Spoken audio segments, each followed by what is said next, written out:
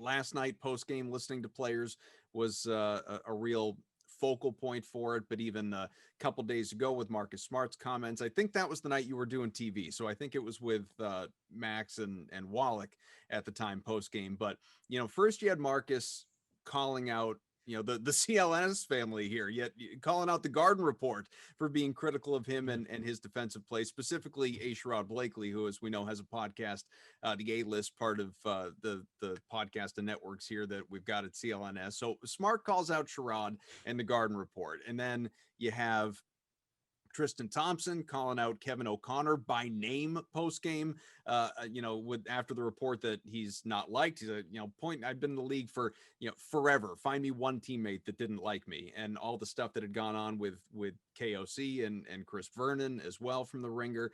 And obviously, Jaylen and Jason, as was brought up earlier in this show, those guys talking about having a conversation, not getting down after that loss to the Sixers, going into the game against the Knicks and playing the way they want to play. Just, Jaylen say, just be Jaylen out there, just have fun, just play basketball. And even acknowledging that, some of the things that are said by the media, by people like us, by people that are, on talk radio, talking heads on TV, they hear the noise. They haven't, it's not the Bill Belichick mantra of block out the noise, eliminate the noise. They haven't been able to do that. It's really gotten into their heads. There's real estate in these athletes' heads, from, schlubs like us, and at least I'll speak for Evan and I won't include you in that, but, idiots like us ranting on about how we feel about what these professional athletes are doing out there on the floor. And it is impacting them. It is preventing them from having honest conversations with themselves, from talking and getting on the same page. Again, not my words, Jaylen's. Is there a sensitivity there? Is there I don't want to say softness, that's not the right word, but what is it that you attribute all of that to that has contributed, obviously, to what they've done out there on the floor this year? Human nature, because that certainly is. And it's hard to block out. I think the Tristan Thompson one is different only in that when you're talking about being a bad teammate, the teammates don't like you, that feels a little different than the Marcus Smart criticism. I think Marcus was doing maybe a little bit of, and it was really funny because obviously he did the post-game interview on radio and let one fly. I literally, one game I go over to TV, we have an FCC violation by the time I come back. Hey, now your fault. Now your fault. I know. It's like, I wasn't, Hands off. I was 5 feet away, but I was over on the other, I was on the other side. I thought it was interesting that Marcus felt that way, but it reminded me a little bit of, Kevin Garnett would do stuff like anything, we'd roll our eyes, right? Anything to create an issue to be fired up about. Like, these mattresses in the hotel don't have tags on them. They don't respect us. It's not anything, right? You took that personally. Yeah, exactly.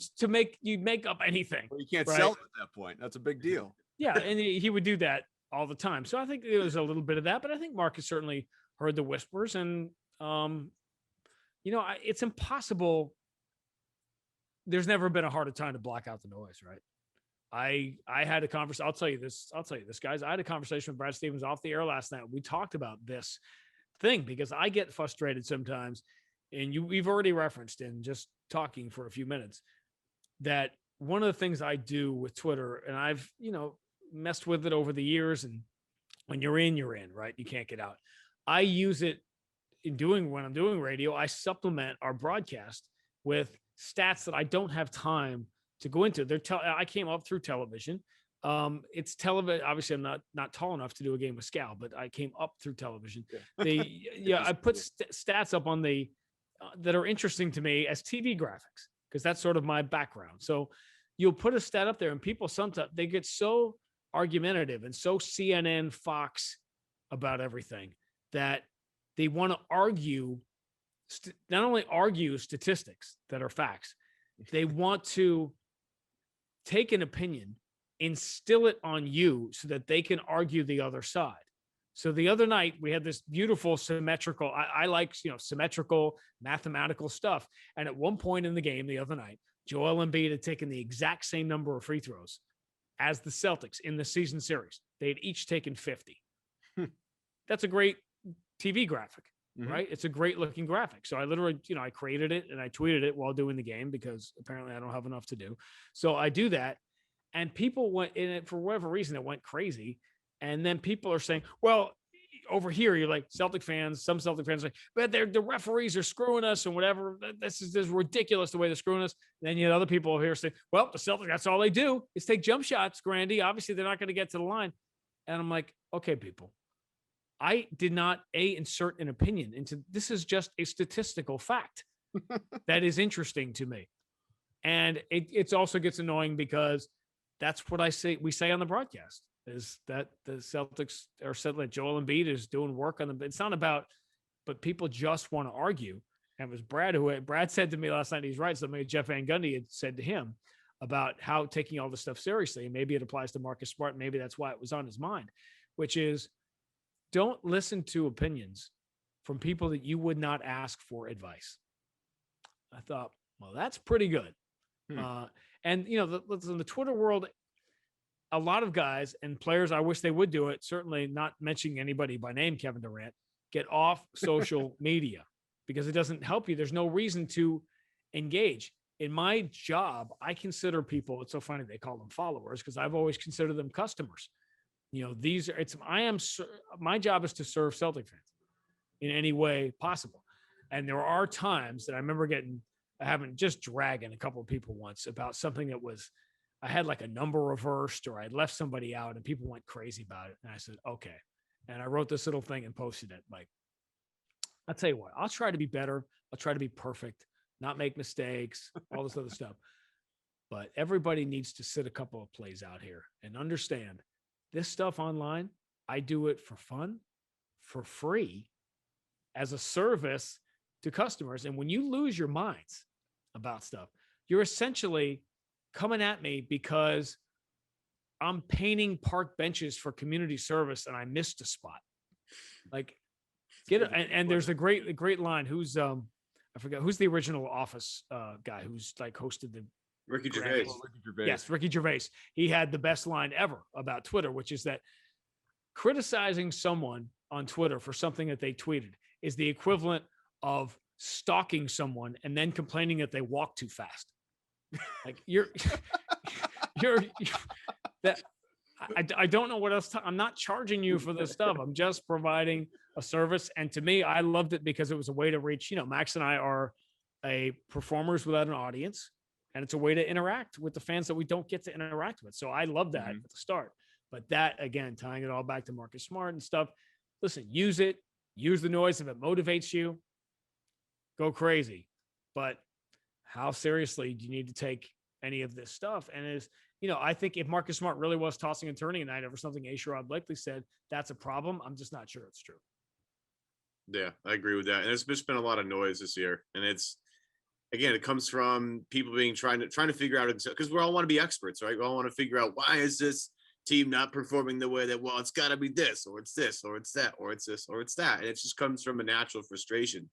And, you know, we've vented on this show a million times about what we think is wrong, because we think that's what our job is, and to find a way to diagnose this is what's really killing the Celtics. And again, that gets back to the frustration this year. And, you know, the thing with this team is,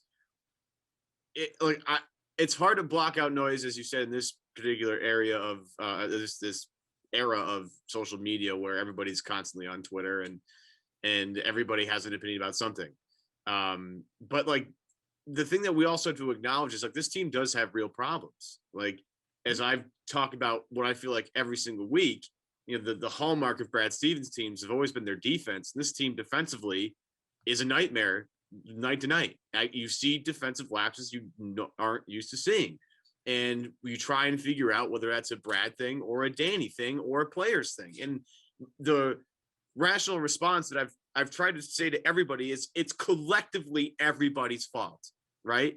You know, when the Celtics are down every rim protector against Dallas and Luke Cornett's out there trying to, you know, block shots and deter people from the rim, and, you know, Porzingis is just, you know, brushing him aside.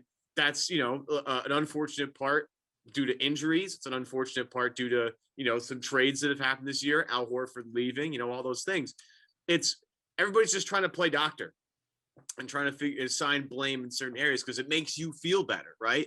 Oh, well, Marcus Smart's not up to snuff defensively. It's like, well, okay, you could point out some examples of that, but then you watch some of the things he does, last night where he, does some heroics and literally wins then the game in the fourth quarter, right? He was 1 for 7 prior to, 5 or 6 minutes left in the game. And all of a sudden Marcus heats up and offensively, carries the team and everybody's singing a different tune.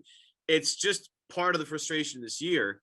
But offensively, I can deal with some of the stuff. Defensively, though, I just get really frustrated with the miscommunication. And, you try and figure out, is it because they haven't had practice time, because they had a shortened off season, they have new guys coming in? It's just like, but everybody wants to have an answer.